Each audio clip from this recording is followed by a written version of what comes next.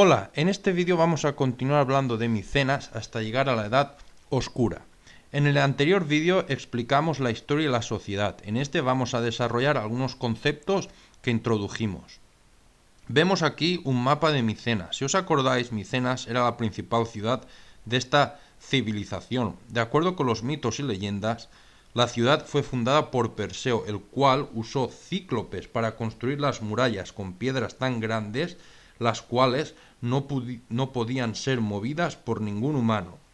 Empecemos por la Puerta de los Leones. Se llama así por los leones o leonas que coronan la puerta. Esta entrada se cerraba con una doble puerta de madera, con una barra horizontal. Aquí podemos observar que los sillares están más trabajados, no son tan irregulares como en otros tramos del perímetro. Y sí, hubieron leones en el norte de Grecia hasta el primer siglo antes de Cristo, e incluso por toda Grecia. De los leones en Grecia hablan Heródoto y Aristóteles. Y acordaros que uno de los trabajos de Hércules era matar el león de Nemea, y Nemea está en el Peloponeso. Por eso decimos una vez más que las leyendas de la Grecia antigua nos dicen muchas cosas si sabemos leer, si sabemos ver más allá. Pero pasemos al siguiente edificio o lugar importante de Micenas, el cual es el Círculo de Tumbas A. Las tumbas pertenecen al bronce medio e inicios del bronce final. Eran parte de un cementerio que estaba fuera de la ciudad, pero este cementerio se incorporó a la ciudad cuando en el siglo XIII a.C. las murallas de Micenas se expandieron.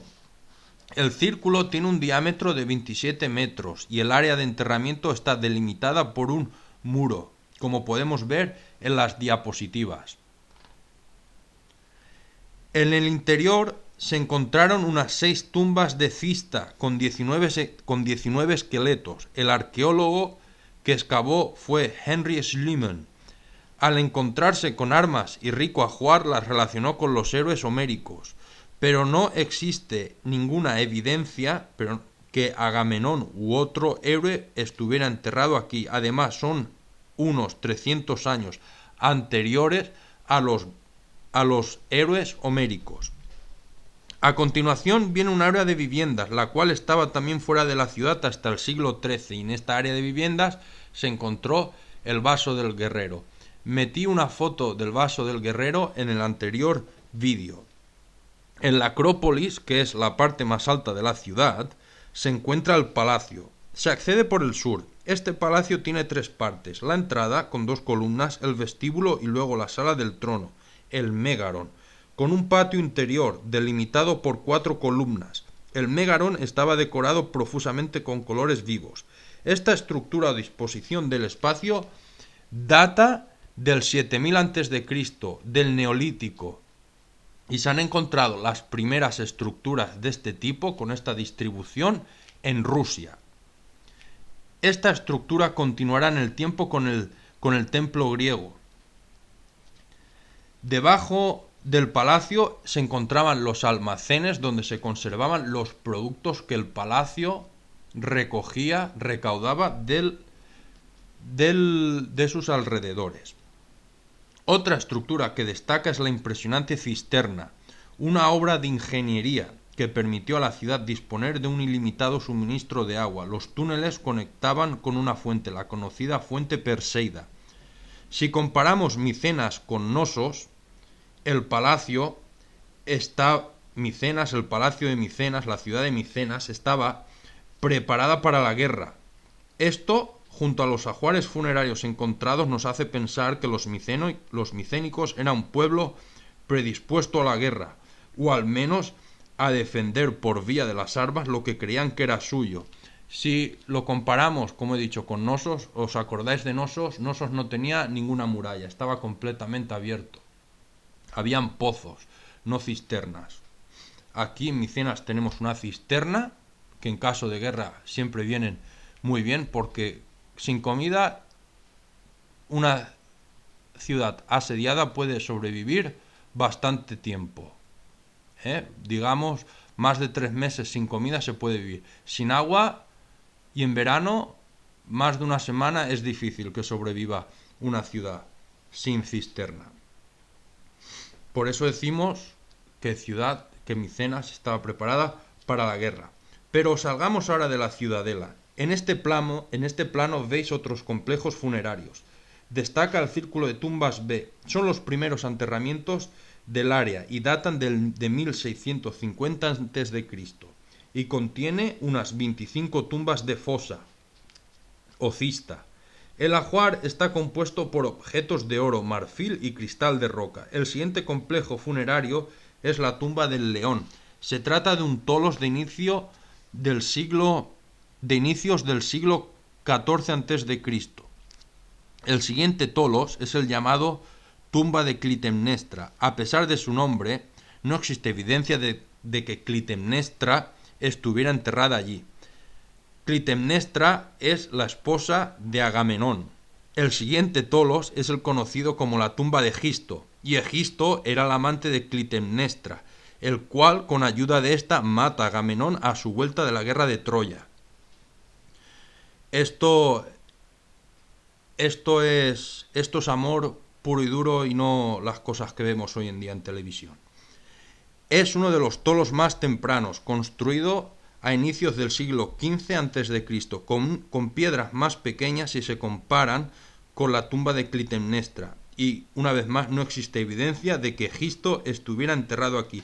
Y por último, la tumba de Agamenón, donde se halló el tesoro de Atreo. Agamenón era el hijo de Atreo, y Agamenón, en la Ilíada, el epíteto de Agamenón es el Átrida Agamenón. Este tolos fue construido entre 1350 a.C. y 1250 a.C. y justo antes del colapso micénico. Una vez más, no existen evidencias de que el tesoro y la tumba pertenecieran a estos héroes homéricos. Hemos hablado de los epítetos. En la Ilíada, Homero, cuando se refiere a Micenas, dice Micenas la rica en oro. Pero continuemos describiendo la tumba de Agamenón. La tumba es de tipo tolos. Es un ejemplo de la maestría de los orfebres y constructores de la Edad del Bronce. Los orfebres que hicieron el ajuar y los constructores que pusieron en pie esta estructura. La tumba está compuesta por un dromos. El pasillo de entrada mide unos 35 metros de largo y unos 6 metros de ancho. La entrada está formada por megalitos y sillares trabajados. En las jambas habían 2 columnas invertidas de fuste grabado con motivos geométricos. El dintel está formado por losas de piedra de unas 120 toneladas y la puerta tiene unos 5 metros y medio de alto. Os he dejado una representación aquí en la diapositiva, en el vídeo, para que os hagáis una idea del aspecto que tenía la tumba de Agamenón. El tolo tiene unos 14,8 metros de diámetro y unos 13 metros de altura. Se trata de una falsa cúpula de 33 círculos concéntricos de losas trabajadas, las cuales se superponen las unas a las otras hasta completar y formar el espacio. Es probable que el interior estuviera decorado con losas grabadas. Fuera de Micenas se han encontrado más piezas de bronce y muestras y ejemplos de esta civilización. En este vídeo destaco la armadura de Dendra. Se trata de una armadura micénica datada alrededor de 1500 a.C., la cual demuestra que los micénicos usaban armadura pesada. La armadura consiste en 15 piezas de bronce unidas por tiras de cuero. La armadura cubría desde el cuello hasta las rodillas y era demasiado pesada para la infantería, por lo que se supone que pertenecía a un auriga que estaba en el carro y atacaba mediante una lanza. Esto es lo que se supone. Además, la armadura no es lo suficientemente flexible para combatir de una manera cómoda. También se descubrió un casco hecho con colmillos de jabalí. En la Ilíada se ha identificado un canto que describe este casco, y el canto en concreto es el canto 10. Y los versos son del 261 hasta el 265. Pasemos ahora al Mediterráneo oriental. En el Mediterráneo oriental se ha encontrado cerámica micénica, en sitios y lugares como Egipto y Mesopotamia. Si os acordáis, en el anterior vídeo comentamos que en Ugarit se piensa que hubo incluso un barrio micénico. Todas estas evidencias indican que hubo contactos comerciales. Y este comercio se apoyaba en barcos. La navegación fue importante tanto para el comercio como para la guerra. Un hallazgo que nos cuenta mucho sobre el tipo de barco y las mercancías es el pecio de Uluburun, en el Cabo de Kas, en la costa sur de Turquía. Es un pecio de la Edad del Bronce, de hacia 1300 a.C. Los arqueólogos han reconstruido el barco con restos del pecio. Como vemos en la foto, solo había un par de remos, que más bien actuaron como timón. El barco era propulsado por el viento gracias a la vela. Era un barco comercial por el tamaño de la bodega. Se trataba de transportar mucho para obtener mayores beneficios. Los productos hallados han sido lingotes de cobre en forma de piel de buey, armas de bronce, cristal y joyas de oro. No se sabe nada de quién fletó el barco, de dónde zarpó y hacia dónde se dirigía. La carga provenía de Chipre, Egipto, Micenas y Asiria. Pero a pesar del misterio, el pecio nos da una clara idea de los barcos, los productos y las rutas comerciales. Y a partir de aquí llegamos a los pueblos del mar, los cuales es probable que usaran barcos de guerra a remos como los que se ven en los frescos de Akrotiri, en Tera, la actual Santorini. No se sabe quiénes eran. Algunos afirman que fueron una confederación de pueblos que se dedicaron a la piratería. Si os acordáis, en el anterior vídeo hablamos del caótico final de la Edad del Bronce. Los historiadores hablan de guerras civiles, de cambios climáticos que afectaron a la agricultura y por consiguiente a la economía, lo que provocó que las personas se movieran, y algunos pues se dedicaron a la piratería, a saquear civilizaciones vecinas como la micénica, el imperio hitita o Egipto. Se han identificado a los pelesets como a los filisteos bíblicos, y de aquí el nombre de Palestina. Otros nombres como Sherden y Tares se relacionan con sardos y etruscos, pero estas identificaciones no están tan claras como los pelesets. Ramsés II derrotó a estos pueblos en la batalla del Delta.